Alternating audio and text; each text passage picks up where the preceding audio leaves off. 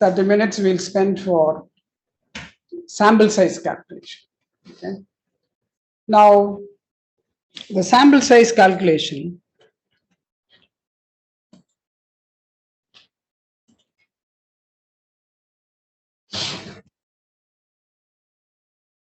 this is the three designs which we are talking about. This is parallel arm design. Okay, we are talking about the parallel arm, and this is what we have looked at.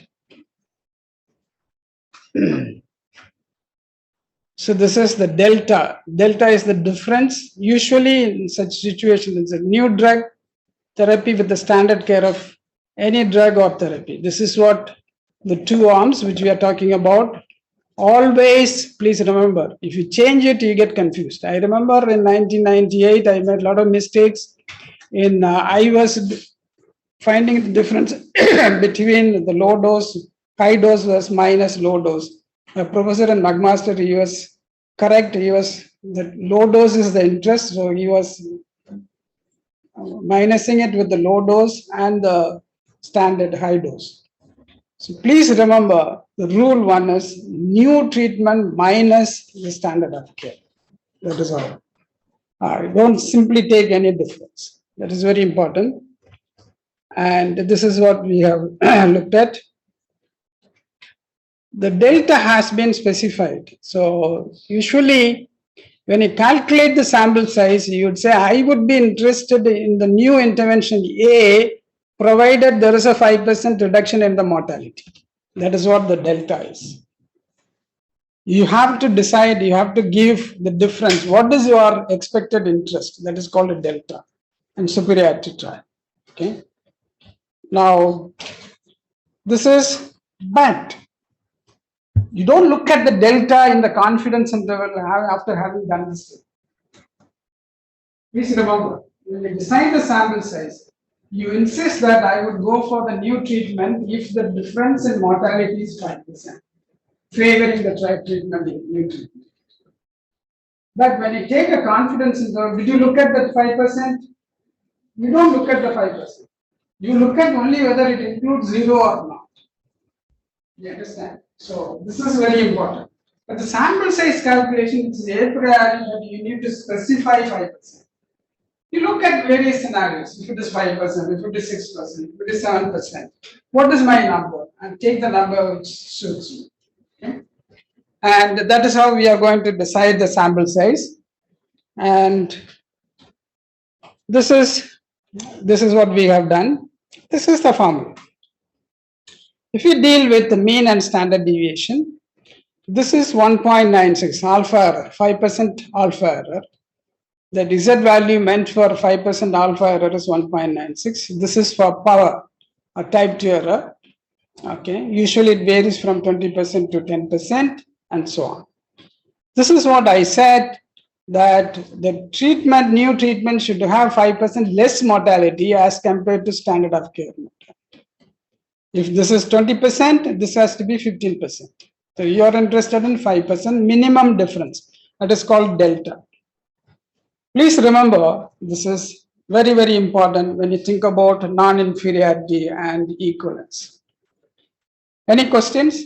So this is when you have proportions. So this is what we said, 5%, 20% versus 15%. There you can see different means. The standard deviation is this. This is the mean difference.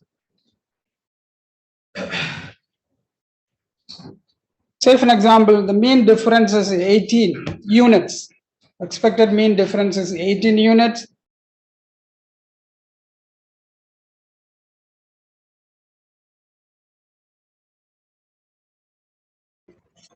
So this is 104 and 109. This is how. Let me show you. Please open your sample size software. Do you have loaded in your machine?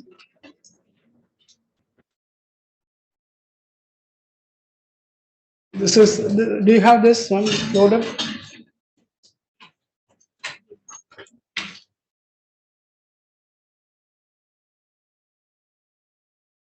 Okay.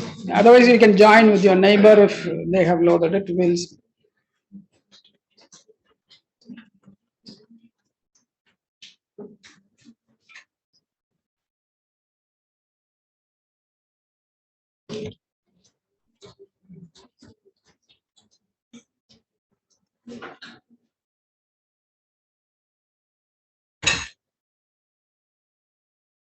Is it loaded in your machines? Okay.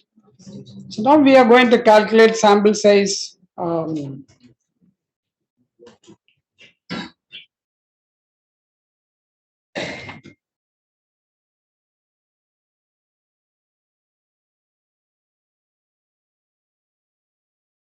This example. Expected mean difference is 18 and standard deviation is 40. These are all the errors.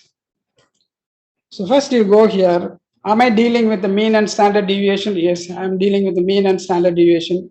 Therefore, you take mean. There are two groups involved in the study. So two groups. And this is hypothesis. Please see here. Hypothesis testing for two means. So we are comparing two means. That is what it means. So is that okay? Okay, click that one. Standard deviation is 40. Usually the question to be asked is when I compare the new treatment with the standard of care treatment, how will I get new treatment variability? It's not available. What you need to do is you got to put the same data of the standard of care into that. Then we assume the variability is same across two groups. So therefore it is 40 here also. Please remember, this is, you don't have to do a pilot study for the new treatment and all. Just simply 40. And the 18 unit is the difference which we are interested in. So it automatically, the blue color shade automatically for you. You don't try to put anything inside. Okay. Effect size is calculated. Alpha error is 5%. Usually that is a minimum we have. The maximum we have. Power is 90%. And two-sided test. Always conservatively we assume that we will do two-sided test. So 104 subjects in each arm. That is what we'll have to do. Is that okay? Can you do this one? Okay. So this is comparing, this is superiority trial. The software does it give you superiority, non-inferiority and all that? Yes, it does. So the software, when you go to the software,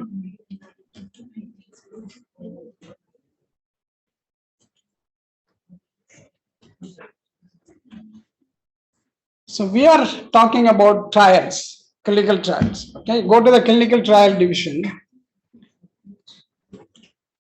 If you click this one, design, parallel design.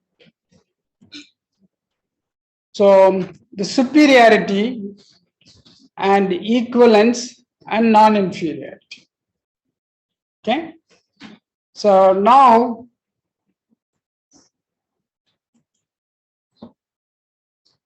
next we are going to do equivalence trial. So we'll see some slides and explain this one to you and then come back. So we'll do this one, minimize it and come back to the slides. This is what we have tested now, it is working. Now we are going to equivalence trial. The misunderstood concept in equivalence trial, something. So we have to be very clear what we are doing. This is what we are interested in. The margin has to be fixed first. What is that margin? So we'll show you that. I'll show you the slides of the 3 days versus 5 days amoxicillin study. So this is what we are interested. Okay. This is the formula. Please remember, earlier formula, you would not have seen the delta there. Did you see the delta? This delta, did you see in the superiority formula? No. We looked at simply the mean difference. And that also a priori you said that the difference has to be minimum 5%. That was given by you. Okay. Here you see a delta sitting here. So, did we talk about the delta earlier? Yes, that is a margin. Equivalence steady margin which we discussed. Let me explain this to you.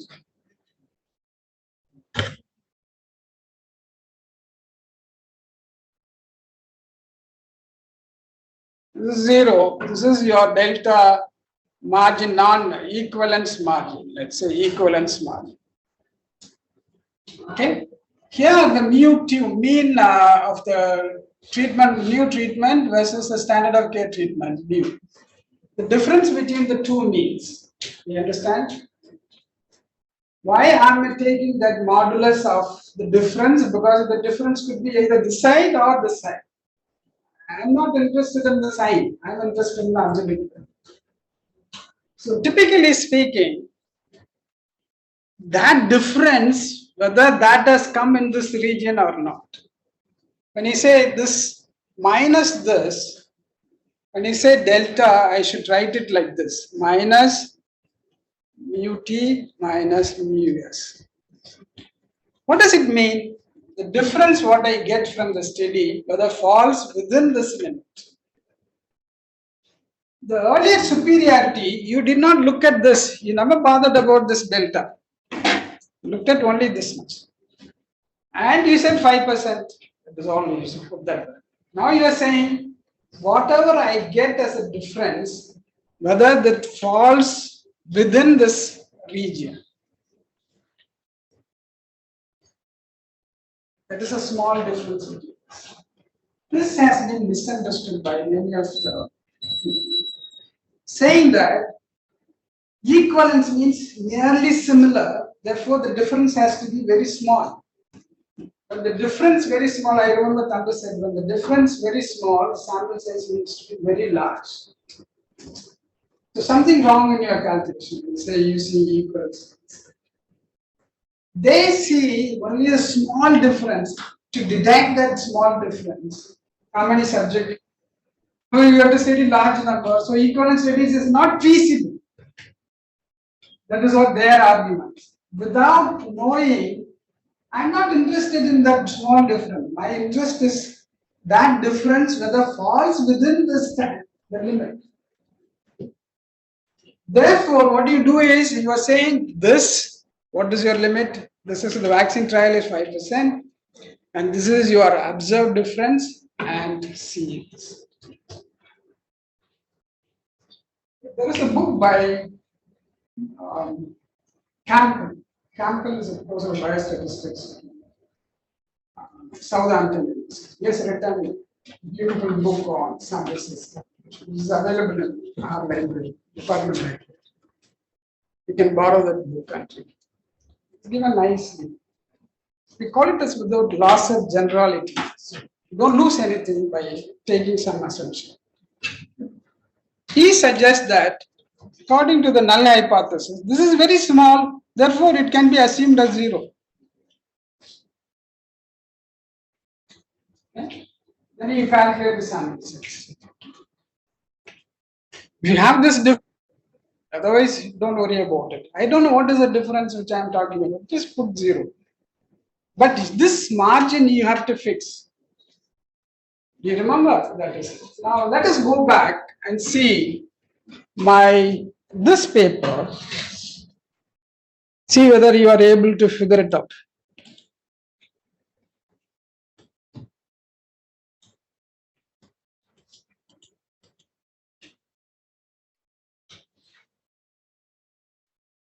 See here, we calculated sample size to test the equivalence hypothesis, assuming the treatment failure rate is 12%. Okay, 12% is the P, event rate.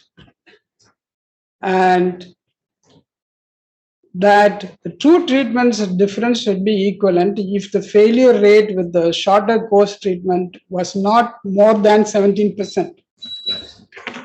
How much is the difference? 5%. The margin is 5%. So he's saying that the short, the 3 days arm should not have a mortality more than 17%. That means he's fixing the margin this as 5%. This is 12% means this is 17%. Do you understand this? Just put your alpha error and beta. So the margin is given to you, the event rate is given to you. How do you decide sample size? Shall we try this one? And see how are we? Yes, go back to your sample size. Any questions? Not clear? Yes. Given that this is x-axis is the difference, Yes. you can always have standard error of difference, and 2 on this side and 2 on this side will create significantly superior endpoint. So why not use something like 1 standard error of difference for on the left side as a limit for non-inferiority? Why struggle with other things? The normal distribution. Remember, Tambu showed you a red color, this thing. This is your mean plus 2 standard error. This is minus 2 standard error, covers 95% of the area. The whole world is moving around 95% of the complexity. This is dealing with 2 standard, not 1 standard. So I'm telling for setting the non-inferiority margin. Why not use? You can do that. You can say that we used 1 standard error difference from the standard of care treatment as a non-inferiority margin and see whether it takes itself. Wouldn't that make some statistical sense that you're not straying too far away, but you're not trying to be too precise? It's a good thing to balance between trying to be too equivalent versus trying to be too like creating an inferiority type of. More leave the difference which you are talking about is a very clearly important difference which you are talking about. Not really statistical 1 standard. There is analytics also. 1 standard. So, for an example, I said changing the goalpost. The committee said that the WHO, this is a field trial, we have to be very strict, it has to be minimum 5%. If you extend it as 10%, you will show that it gets covered. We don't want to do that. So this is the protocol, this is the follow this. So because they had a reason why 5%. They never looked at 1 standard error or something. So hypothetically speaking, whether it's good or bad, we will work it out in the various example and come out with something. In the absence of, as you said, in the absence of any guidelines, why don't you take 1 standard? Look at many studies and see what they have used and how does it converge to the 20% or 1 standard error is. As of now, there's no such guidelines. So it's very important that whether it makes clinically meaningful margin. So this is now I got the question why not fix it versus to 1 standard. Can you please do this exercise? We'll see this. I'll show you how to do this one. So if you have a software, you don't have to run around to get the statistician. This is parallel equivalence. Can you start again from yeah. clinical trial parallel? Yeah, I'll just do that starting from.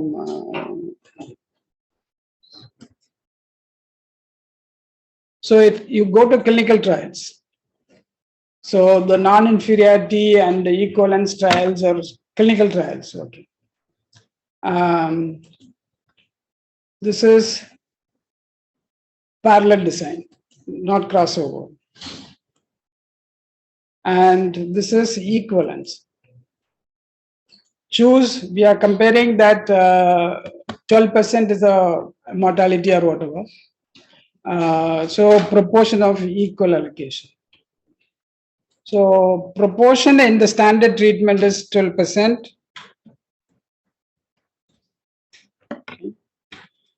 And this is,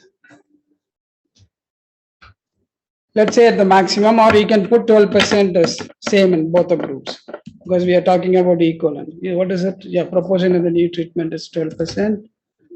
And let's see what happens.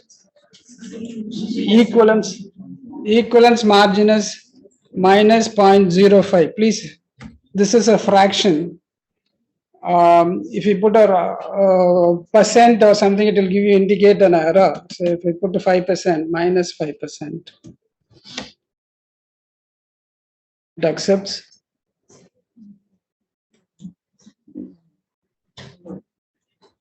Let's see what happens.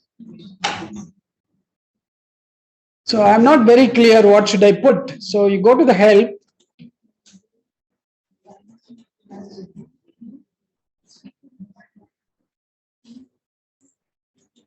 See here, there is an example.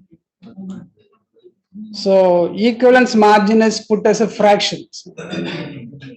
You see here, I need to follow this one. So I have to put as 0.05. Okay, equivalence margin, equivalence limit difference is this. So you can go back and correct this one. And only in the non-inferiority design minus margin is put. This is 0.05. Okay, 90% alpha error is 5%. And so you need to study 724 subjects. If you include 10% or 20% dropout, then you inflate the number. Do you get this number? Very simple.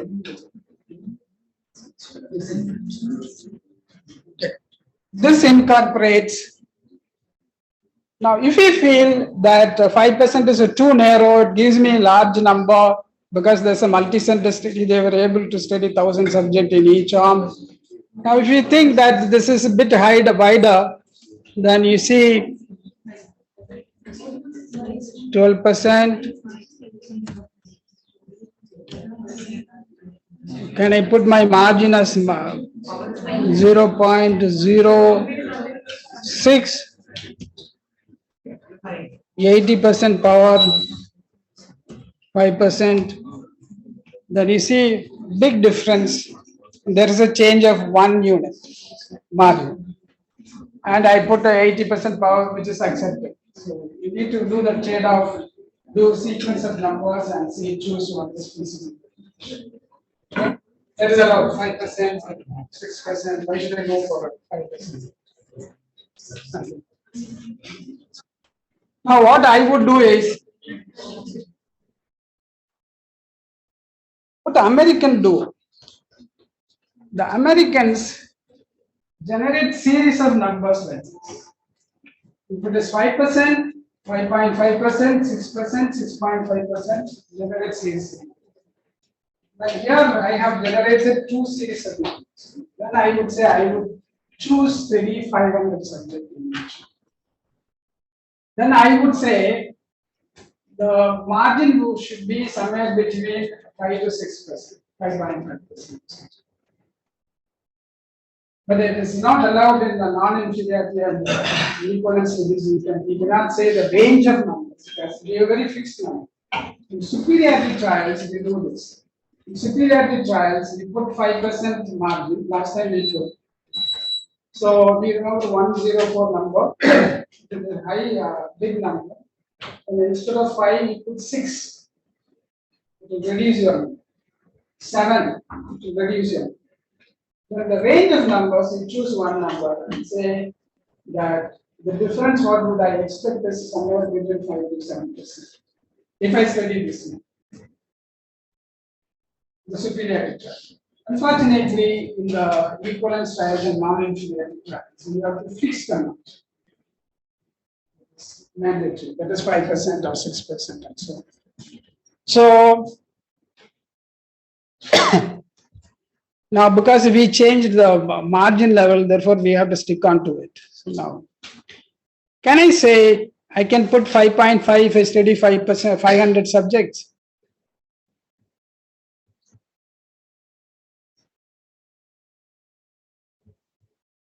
We would like to have the non-inferiority equivalence margin as 5.5%,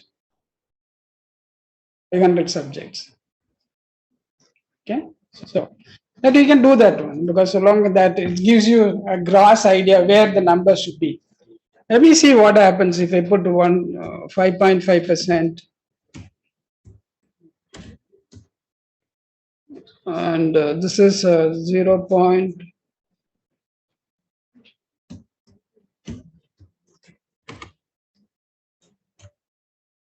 80%.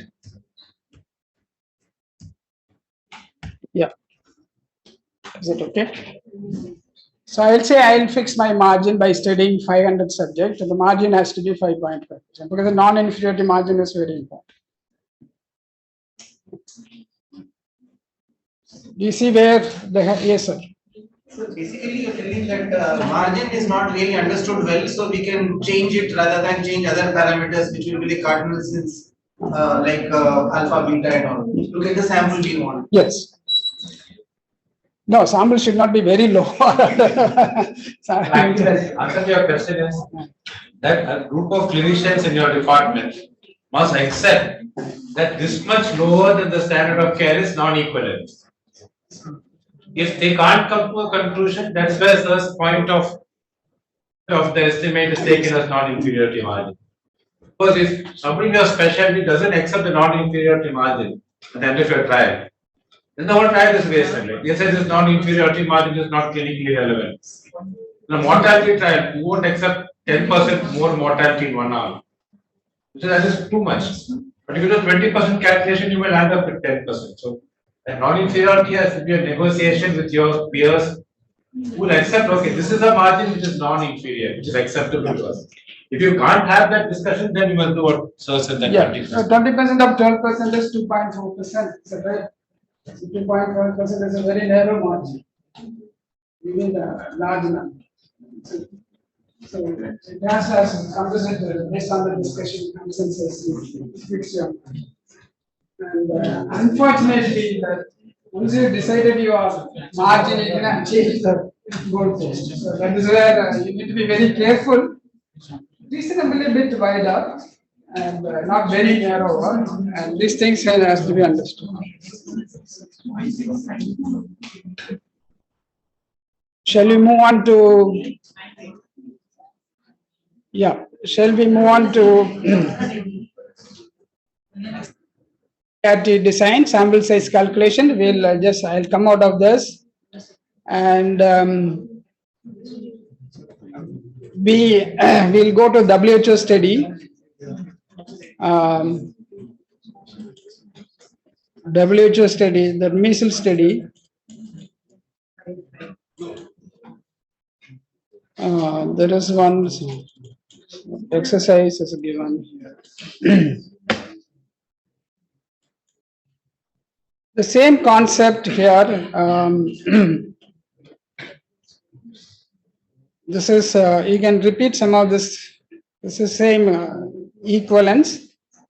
Please remember that equivalence, you don't worry about whether the difference comes at this side or that side. That's why you remove the sign. And when you say this, this is what we are trying to do is whether the difference what you have got is staying within this delta. That is what the formula, the difference, which we need to understand this. And non-inferiority trials, this we have seen. So this is the same when you deal with the mean difference, etc. Error, the expected mean difference is 0. So I told you about this. The difference which we are talking about is very small, therefore we can put as 0 in the calculation if you don't have the data.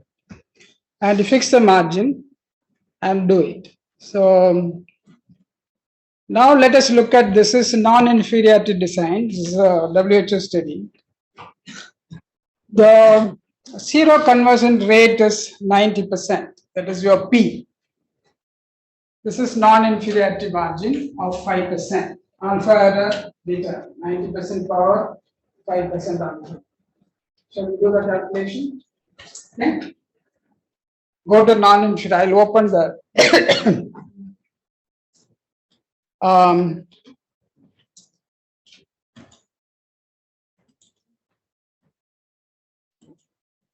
clinical trials.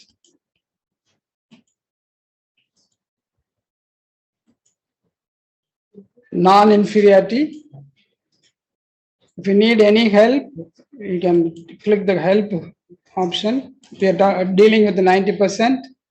So therefore it is a proportions. Not 90%. It is proportion 0.90.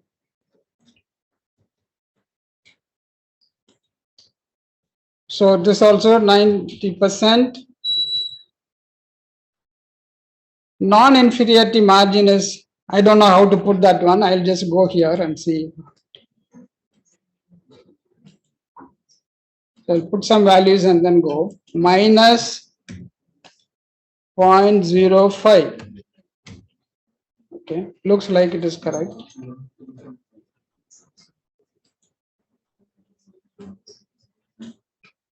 See here, it is given as minus. This non-inferiority is fixed as a minus side, minus, and that value you just give.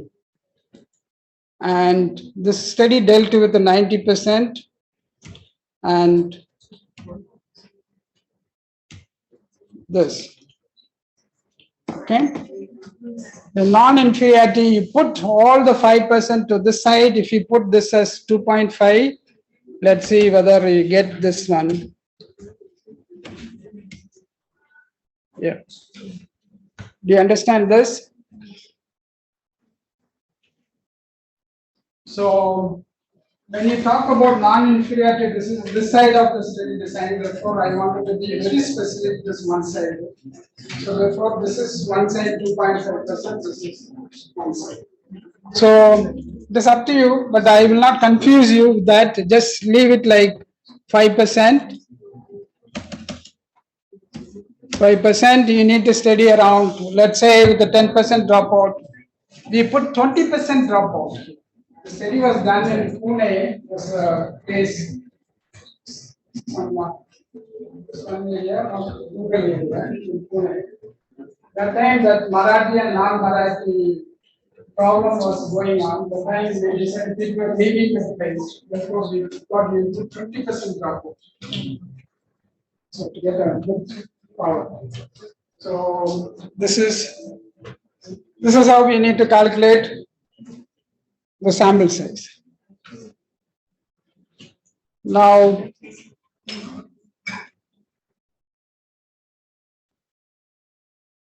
this is one exercise.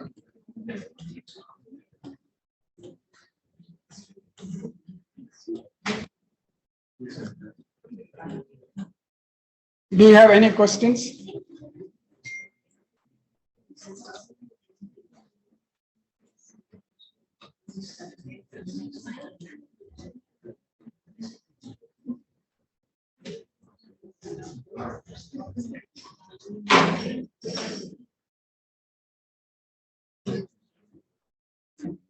Did you get, we got the 617 subject, isn't it?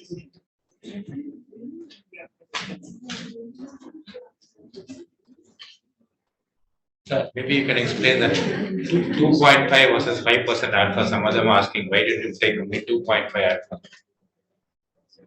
alpha? Please remember that is consider two-sided and one-sided. We need to be very clear. So two-sided hypothesis, we're saying the difference should be either this side or why should we, when I do a clinical trial, am I not very clear about my direction? Based on my review, observations, etc. I knew that drug A is going to be better. This is called one side. Yes? One-sided hypothesis, what happens is in the normal distribution, when you say one-sided, that all the errors were put at 5% on one side.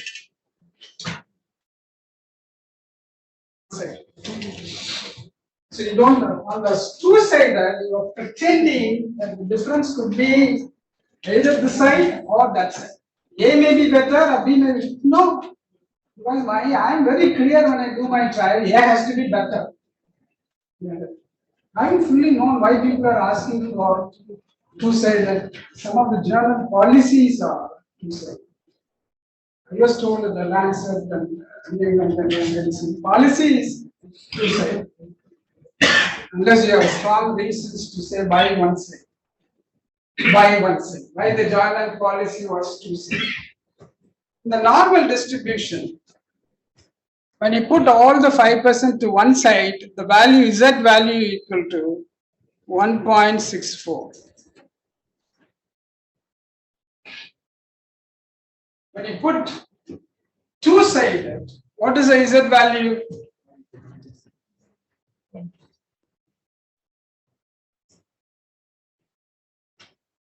Okay. You understand?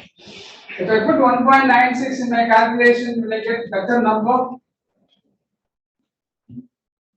Okay. That is one of the reasons. You happen to study more now. And the Z statistics, what is Z statistics? Let's say motion chi-square test. P1 versus P2. This is 90% zero conversion versus 98% zero conversion. You are comparing 90% versus 98%.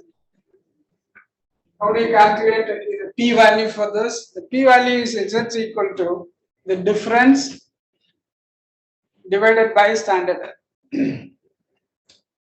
What happens is, the journal policies is that you should get a value greater than 1.96 if it is two-sided. Do you agree with me? If I set a policy that you're saying difference divided by standard error, result statistics has to be greater than 1.96. Chi-square means it is square of that 3.84. That is what journal wanted.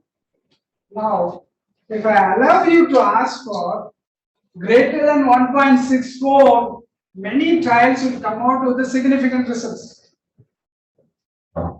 Not clear? If I ask you,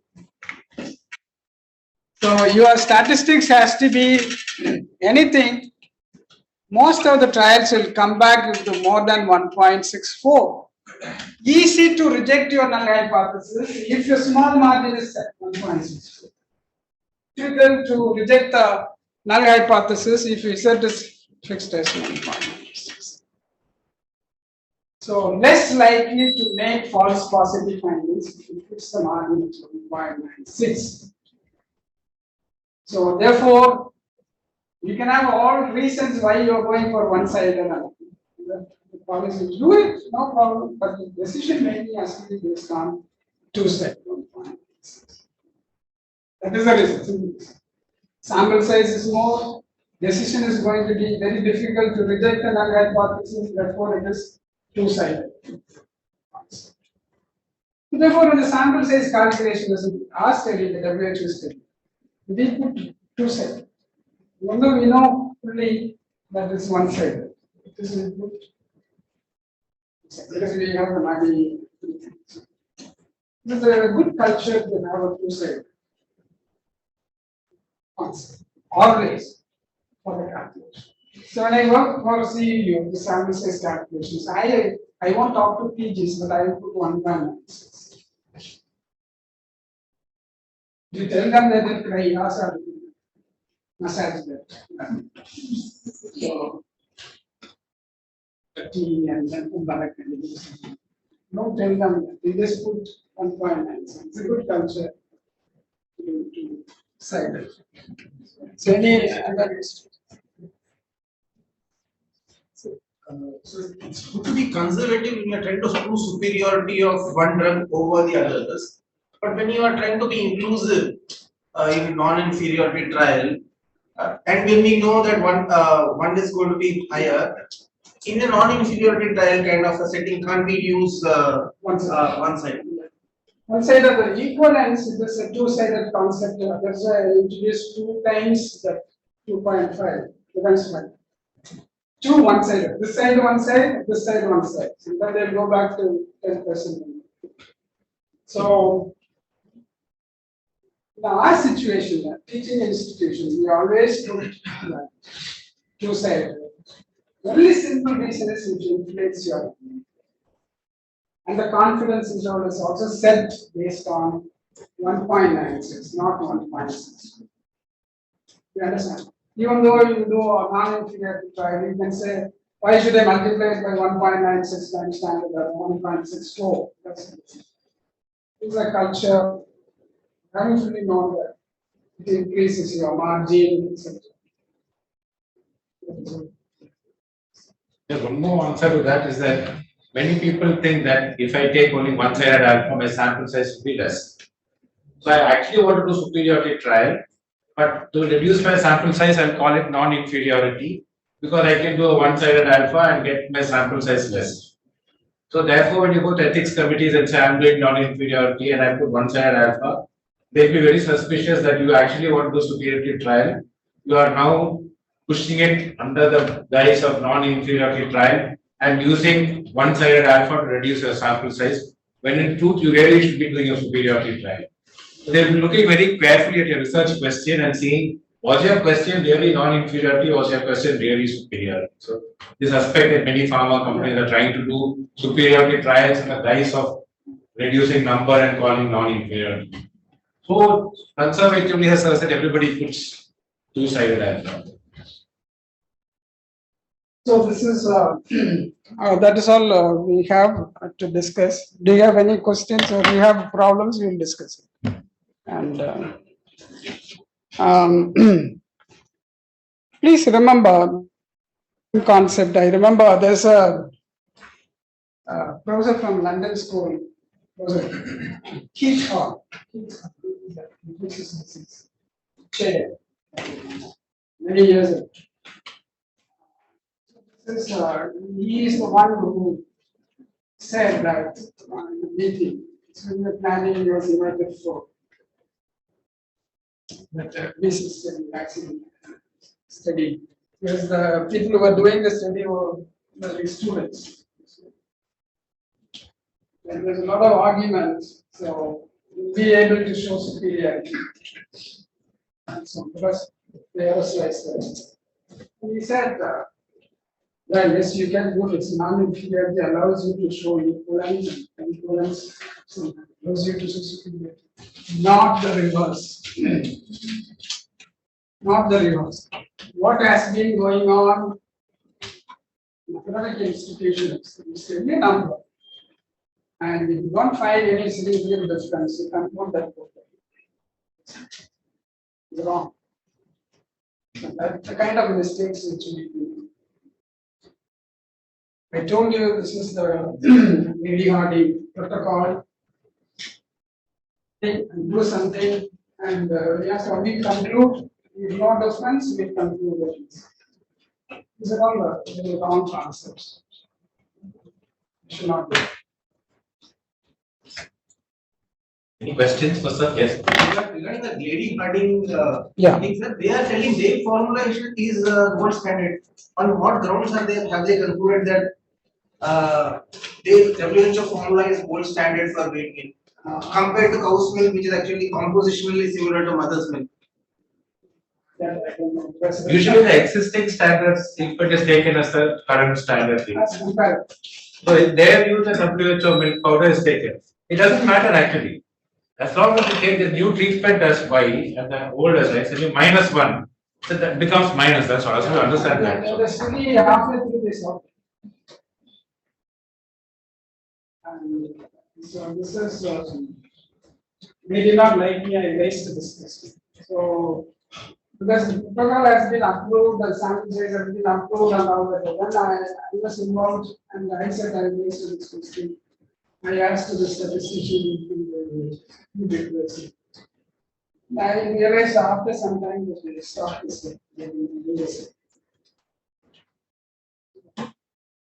Now the things are getting better.